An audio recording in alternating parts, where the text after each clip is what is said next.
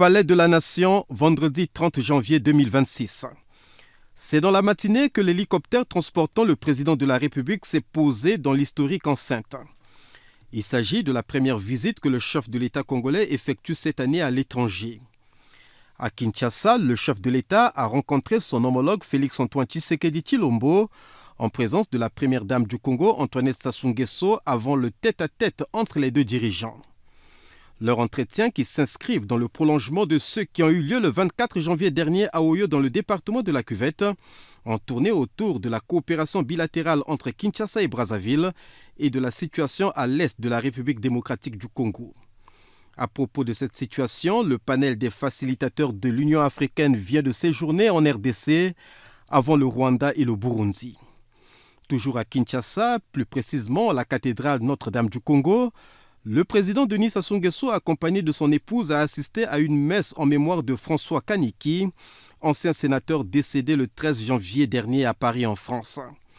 Au cours de cette célébration eucharistique dirigée par le cardinal Fridolin Ambongo, les grands traits de la vie de l'illustre disparu ont été mis en relief.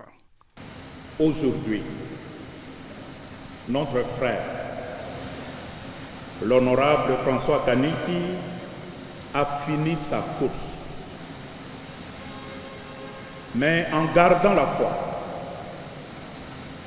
en veillant ainsi dans la charité, il a gardé la foi. Aujourd'hui, il va à la rencontre de Dieu, son Créateur.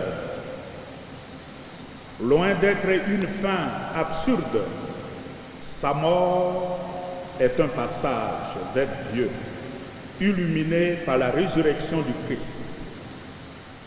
En effet, François Kaniki laisse dans la communauté, dans la société, l'image d'un homme profondément humain, attentif aux autres, attaché à sa famille, engagé dans la société et respectueux de l'Église. Après la cathédrale Notre-Dame du Congo, le couple présidentiel a mis le cap sur Nsele, où François Kaniki a été porté en terre au cimetière Nécropole, entre terre et ciel. Au terme de cette cérémonie, le couple présidentiel a regagné Brazzaville en début de soirée.